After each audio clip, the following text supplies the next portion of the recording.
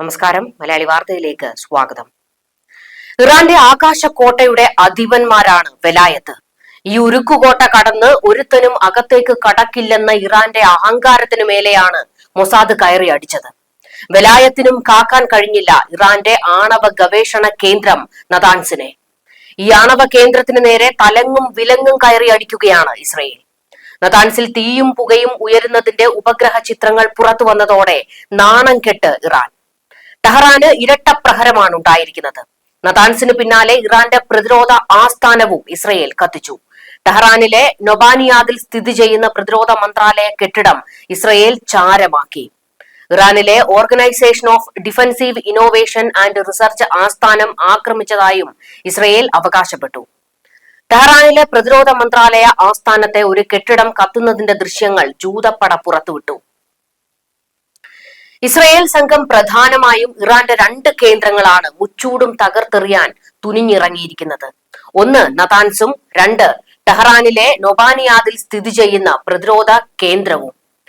കഴിഞ്ഞ ദിവസം ഇറാന്റെ ആക്രമണത്തിൽ ഇസ്രയേലിന്റെ പ്രധാന സൈനിക ആസ്ഥാനമായ സെൻട്രൽ ടെൽ അവീവിലെ കിരിയ തകർക്കപ്പെട്ടിരുന്നു. ഇസ്രയേലിന്റെ പെന്റഗൺ എന്നാണ് കിരിയ അറിയപ്പെടുന്നത്. ഇവിടം ആക്രമിക്കപ്പെട്ടാൽ ഇസ്രയേൽ നാണം കെടുമെന്നറിയാവുന്നതുകൊണ്ടാണ് ഇറാൻ തീക്കളിക്ക് നിന്നത്. കിരിയയിൽ ഇറാൻ നടത്തിയ ആക്രമണത്തോടെ പശ്ചിമേഷ്യൻ സംഘർഷം ആളിപ്പടരുകയാണ്. കിരിയയ്ക്കുള്ള മറുപടിയാണ് ഇറാന്റെ പ്രതിരോധ കോട്ട ഇസ്രയേൽ അടിച്ച് തകർത്തിരിക്കുന്നത്. രക്തത്തിന് രക്തം എന്ന തോതിൽ തന്നെയാണ് ഇറാൻ ഇസ്രയേൽ ആക്രമണം മുറുകുന്നത്. നെതന്യാഹുവിന്റെ തലയെടുക്കണമെന്ന് ഖമനേയി ഉത്തരവിട്ടിരിക്കുന്നു. പരമോന്നതന്റെ തല പിഴുതെടുക്കണമെന്ന് നെതന്യാഹുവും ഉത്തരവിട്ടിരിക്കുന്നു. നതാൻസ് കത്തിയെരിയുന്ന ദൃശ്യങ്ങളാണ് അന്താരാഷ്ട്ര മാധ്യമങ്ങളിൽ നിറയുന്നത്. മാക്സർ ടെക്നോളജിയാണ് ദൃശ്യങ്ങൾ പുറത്തുവിട്ടത്. നതാൻസ് ആക്രമിക്കപ്പെട്ടുവെന്ന് ഇസ്രയേൽ വിവരം പുറത്തുവിട്ടപ്പോൾ അത് പാടെ നിഷേധിക്കുകയായിരുന്നു ഇറാൻ. അതിന് മറുപടിയായിട്ടാണ് ജനുവരി 24 നതാൻസിന്റെ ദൃശ്യങ്ങളും ആക്രമണം നടന്നതിന് ശേഷം ജൂൺ 14 നതാൻസിന്റെ ദൃശ്യങ്ങളും പുറത്തുവിട്ടുകൊണ്ട് ഇറാന്റെ തലയ്ക്ക് മുകളിലാണ് മൊസാദ് കയറി അടിച്ചത്. ഇറാന്റെ ആണവ പദ്ധതികൾക്ക് നേരെയാണ് റൈസിംഗ് ലയൺ എന്ന പേരിൽ ഇസ്രയേൽ ആക്രമണം തുടരുന്നത്. സംഭരണം മുതൽ ഉൽപാദനം വരെ നടത്തുന്ന ഇറാന്റെ നിരവധി ആണവ കേന്ദ്രങ്ങൾ ആക്രമിക്കപ്പെട്ടു. ടെഹ്റാനിൽ നിന്ന് 300 കിലോമീറ്റർ തെക്കായി സ്ഥിതി ചെയ്യുന്ന നതാൻസ് ആണവ കേന്ദ്രം ഇറാനെതിരായ ഇസ്രയേൽ ആക്രമണത്തിന്റെ പ്രധാന ലക്ഷ്യ കേന്ദ്രമായിരുന്നു. 2012 മുതൽ ഔദ്യോഗികമായി ഷാഹിദ് അഹമ്മദി റോഷൻ ആണവ കേന്ദ്രം എന്നറിയപ്പെടുന്ന നതാൻസ് ആണവ കേന്ദ്രം ഇറാന്റെ പ്രാഥമിക യുറേനിയം സമ്പുഷ്ടീകരണ കേന്ദ്രമാണ്. നതാൻസ് ആണവ കേന്ദ്രത്തിൽ 6 നിലകളും 3 ഭൂഗർഭ അറകളും ഉൾപ്പെടുന്നു. ഭൂനിരപ്പിൽ നിന്ന് 131 അടിയിലധികം താഴെയാണ് ഈ മറഞ്ഞിരിക്കുന്ന സൗകര്യങ്ങൾ. 26 അടി കനമുള്ളതായി കണക്കാക്കുന്ന സ്റ്റീലും കോൺക്രീറ്റും ചേർന്ന ഒരു ഷെൽ ഉപയോഗിച്ചാണ് ഇവ സംരക്ഷിക്കപ്പെട്ടിരിക്കുന്നത്. 2002 ഇറാനിലെ പീപ്പിൾസ് മുജാഹിദീൻ ഓർഗനൈസേഷനാണ് നതാൻസ് ആണവ കേന്ദ്രത്തെക്കുറിച്ച് ആദ്യമായി വെളിപ്പെടുത്തിയത്. അതിനുശേഷം ഇറാന്റെ ആണവ പദ്ധതി തടയാനുള്ള അന്താരാഷ്ട്ര ശ്രമങ്ങളുടെ പ്രധാന ലക്ഷ്യ കേന്ദ്രമായി നതാൻസ് മാറി. എന്തുകൊണ്ടാണ് ഇറാന്റെ ആണവ പദ്ധതിയെ ഇസ്രയേൽ ഇത്രയും ശക്തമായി എതിർക്കുന്നത്? ഏതാണ്ട് 1 കോടി ജനസംഖ്യയുള്ള ചെറിയ രാജ്യമാണ് ഇസ്രയേൽ.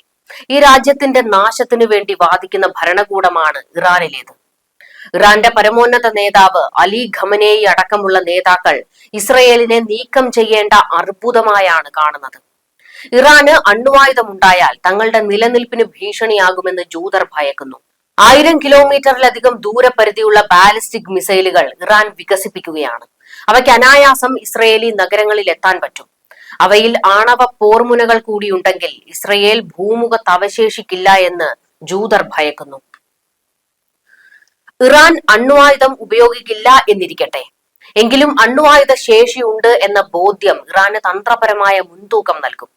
അത് ലബനനിലെ ഹിസ്ബുള്ള, ഗാസയിലെ ഹമാസ്, യമനിലെ ഹൂതികൾ തുടങ്ങിയ ഇറാൻ പ്രോക്സികൾക്ക് നിരന്തരമായി ഇസ്രയേലിനെ ആക്രമിക്കാൻ ധൈര്യം നൽകും. ഇറാന്റെ ഏറ്റവും ശക്തരായ പ്രോക്സി ഹിസ്ബുള്ളയാണ്. അവർക്ക് 1.5 ലക്ഷത്തോളം റോക്കറ്റും മിസൈലുമുണ്ട്. സംരക്ഷകനായ ഇറാന് അണ്വായുധമുണ്ടെന്ന ബലത്തിൽ അവർ ഇസ്രയേലിലെ സിവിലിയൻ സൈനിക കേന്ദ്രങ്ങളെ കൂടുതൽ ശക്തമായി ആക്രമിക്കാം. മാത്രമല്ല, ഇറാൻ അണ്വായുധമുണ്ടെങ്കിൽ അന്താരാഷ്ട്ര ഇടപെടൽ വളരെ കുറയും. അണ്വായുധമുള്ള ഇറാനെതിരെ നിൽക്കാൻ അമേരിക്ക പോലും മടിച്ചേക്കും. ഇസ്രയേലിനെ അത് തന്ത്രപരമായും സൈനികമായും ഒറ്റപ്പെടുത്തും. അതിനാൽ ഇറാൻ ആണവായുധം കൈവശമാകുന്ന കാര്യം ആലോചിക്കാൻ പോലും ഇസ്രയേലിന് പറ്റില്ല.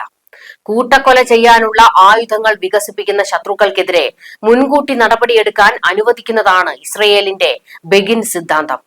1981 ഇറാഖിലെ ഒസിറാഖ് ആണവ റിയാക്ടറിനെ ആക്രമിച്ചപ്പോഴും 2007 സിറിയയിലെ ആണവ കേന്ദ്രത്തെ ആക്രമിച്ചപ്പോഴും ആ സിദ്ധാന്തത്തിന്റെ പ്രയോഗം കണ്ടു. പക്ഷേ മേൽ പറഞ്ഞവയേക്കാൾ കൂടുതൽ ആധുനികമാണ്, സങ്കീർണമാണ് ഇറാന്റെ ആണവ പദ്ധതി. ഹോളോകോസ്റ്റിന്റെ ഓർമ്മയും ഇനി ഒരിക്കലും വംശഹത്യ അനുവദിക്കില്ല എന്ന പ്രതിബദ്ധതയുമാണ് ഇസ്രയേലിന്റെ സുരക്ഷാ നയത്തെ രൂപപ്പെടുത്തിയത്. അണുബോംബ് ഉൾപ്പെടെ സൈനിക ആവശ്യങ്ങൾക്കാണ് ഇറാൻ ആണവ പദ്ധതിയുമായി മുന്നോട്ടു പോകുന്നതെന്ന് ഇസ്രയേൽ ആരോപിക്കുന്നു. ഊർജോൽപാദനം ഉൾപ്പെടെ സമാധാനപരമായ ആവശ്യങ്ങൾക്കാണ് അണുശക്തി പ്രയോജനപ്പെടുത്തുന്നതെന്ന് ഇറാൻ വാദിക്കുന്നു. ഇറാൻ കഴിഞ്ഞ 20 വർഷത്തിൽ ഇതാദ്യമായി തങ്ങളുടെ പരിശോധകരുമായി സഹകരിക്കുന്നില്ലെന്ന് രാജ്യാന്തര ആണവോർജ ഏജൻസിയുടെ ബോർഡ് ഓഫ് ഗവേണേഴ്സ് കുറ്റപ്പെടുത്തിയിരുന്നു. അതായത് ഇറാനിൽ അണുബോംബുകൾ നിർമ്മിക്കുന്നു എന്നുള്ള വിവരമാണ് ഇതിൽ നിന്ന് തന്നെ വ്യക്തമാകുന്നത്. രാജ്യത്തെ 3ാമത് ആണവ സമ്പുഷ്ടീകരണ കേന്ദ്രം ഉടൻ ആരംഭിക്കുമെന്നും പഴയ സെൻട്രിഫ്യൂജുകൾ മാറ്റി സ്ഥാപിക്കും എന്നുള്ള പ്രഖ്യാപനമായിരുന്നു ഇറാൻ നടത്തിയത്. ഇസ്രയേലിനെ ചൊടിപ്പിച്ചതും അത് തന്നെയാണ്. ഇസ്രയേലിന്റെ നിലനിൽപ്പിന് ഭീഷണിയാകുമെന്ന കാരണത്താൽ ഇറാൻ ആണവായുധ ശേഖരം നിർമ്മിക്കുന്നത് തടയുക എന്നതാണ് ജൂതരാഷ്ട്രത്തിന്റെ ദീർഘകാല ലക്ഷ്യം. അതിനവർ ഏറ്റവും കൂടുതൽ ലക്ഷ്യം വെക്കുന്നത് നതാൻസിനെയാണ്. 2020 ടെഹ്റാന് സമീപം നടത്തിയ ബോംബ് ആക്രമണത്തിൽ കൊല്ലപ്പെട്ട ഇറാന്റെ സൈനിക ആണവ പദ്ധതിയുടെ ശില്പിയായ മൊഹസേൻ ഫക്രിസാദെ പോലുള്ള ആണവ ശാസ്ത്രജ്ഞരെ തീർക്കാൻ ഇസ്രയേൽ ഇട്ടത് ഒന്നാന്തരം പണികളായിരുന്നു. 2012 ജനുവരിയിൽ നതാൻസിലുള്ള ഇറാന്റെ ആണവ പദ്ധതിയിലെ പ്രധാന വ്യക്തിയായ മുസ്തഫ അഹമ്മദി റോഷനെ ഇസ്രയേലും US ചേർന്നാണ് കൊലപ്പെടുത്തിയതെന്ന് ഇറാൻ ഇപ്പോഴും ആരോപിക്കുന്നുണ്ട്. US രൂപകൽപ്പന ചെയ്ത ബങ്കർ ബസ്റ്റർ ബോംബുകൾക്ക് പോലും എത്തിച്ചേരാനാകാത്ത വിധം ആഴമേറിയ ഭൂഗർഭ സൗകര്യങ്ങൾ നതാൻസിൽ നിർമ്മിച്ചുകൊണ്ടാണ് ഇറാൻ ഇതിനോടൊക്കെ പ്രതികരിച്ചത്. പതിറ്റാണ്ടുകളായി ആയുധ ഗ്രേഡ് യുറേനിയം ഉൽപ്പാദിപ്പിക്കാനുള്ള ഇറാന്റെ കഴിവിനെ തടസ്സപ്പെടുത്തുക എന്ന ഒറ്റ ലക്ഷ്യമാണ് ഇസ്രയേലിനുള്ളത്. അതുകൊണ്ട് തന്നെയാണ് നതാൻസ് ഹിറ്റ് ലിസ്റ്റിലുള്ളതും. ഇപ്പോൾ ഹമാസ് തലപൊക്കിയിരിക്കുകയാണ്. ഇസ്രയേലിന് തിരിച്ചടി നൽകിയ ഇറാനെ പ്രശംസിച്ച് ഹമാസ് നേതാവ് രംഗത്ത് വന്നിട്ടുണ്ട്. അയൺ ഡോമിനെ കുറിച്ചും ഡേവിഡിന്റെ സ്ലിംഗ് മിസൈൽ പ്രതിരോധ സംവിധാനങ്ങളെ കുറിച്ചും പ്രചാരണങ്ങൾ ഒരുപാടുണ്ടായിരുന്നു. എന്നിട്ടും ഇസ്രയേലിനെ ലക്ഷ്യമാക്കി ഇറാൻ വിജയകരമായി ആക്രമണം നടത്തിയെന്ന് മുതിർന്ന ഹമാസ് നേതാവ് ഇസാദ് അൽറിഷേഖ് പ്രശംസിച്ചു. ശക്തവും നേരിട്ടുള്ളതുമായ ആക്രമണമെന്നായിരുന്നു ഹമാസ് നേതാവ് പ്രതികരിച്ചത്. പ്രാദേശിക പലസ്തീൻ വാർത്താ വെബ്സൈറ്റുകൾ പുറത്തുവിട്ട പ്രസ്താവനയിലാണ് ഹമാസ് നേതാവിന്റെ പ്രതികരണം ഉണ്ടായത്. ഇസ്രയേലിന്റെ അത്യാധുനിക പ്രതിരോധം പരാജയപ്പെട്ടിരിക്കുന്നു. കാലങ്ങളായി പശ്ചിമേഷ്യയിലെ ജനങ്ങൾക്കിടയിൽ ജ്വലിപ്പിച്ച കഷ്ടപ്പാടിന്റെ തീയിൽ ഇസ്രയേൽ കഷ്ടപ്പെടുമെന്നും അൽറിഷേഖ് പറഞ്ഞു.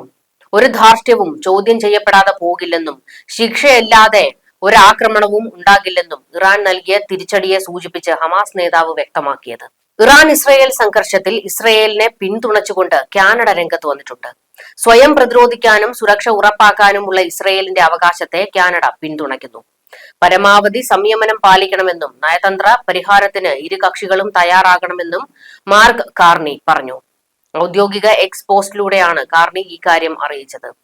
ഇറാന്റെ ആണവ പദ്ധതി കാലങ്ങളായി കടുത്ത ആശങ്കയുണ്ടാക്കുന്നതാണ്. ഇസ്രയേലിൽ ഉടനീളം നടത്തുന്ന മിസൈൽ ആക്രമണങ്ങൾ പ്രാദേശിക സമാധാനത്തിന് ഭീഷണിയാണ്. മേഖലയിലുള്ള കനേഡിയൻ പൗരന്മാരെയും നയതന്ത്ര ഉദ്യോഗസ്ഥരെയും സംരക്ഷിക്കുന്നതിനാവശ്യമായ എല്ലാ നടപടികളും സ്വീകരിക്കുന്നതിന് ദേശീയ സുരക്ഷാ കൗൺസിൽ വിളിച്ചുകൂട്ടിയതായും കാർണി എക്സിൽ കുറിച്ചു. ഇസ്രയേലിനെ വിമർശിച്ചുകൊണ്ടാണ് ചൈന രംഗത്തേക്ക് വന്നിരിക്കുന്നത്. ഇറാനിലെയും ഇസ്രയേലിലെയും സ്ഥിതിഗതികൾ സൂക്ഷ്മമായി നിരീക്ഷിച്ചു വരികയാണെന്നും ഇരു രാജ്യങ്ങളിലും താമസിക്കുന്ന പൗരന്മാർക്ക് സുരക്ഷാ മുൻകരുതലുകൾ സ്വീകരിക്കാൻ മുന്നറിയിപ്പ് നൽകിയിട്ടുണ്ടെന്നും ചൈന അറിയിച്ചു. ഇറാനെതിരായ ഇസ്രയേൽ ആക്രമണത്തിൽ അതീവ ഉത്കണ്ഠയുണ്ടെന്നും ചൈനയുടെ വിദേശകാര്യ മന്ത്രാലയം അറിയിച്ചു.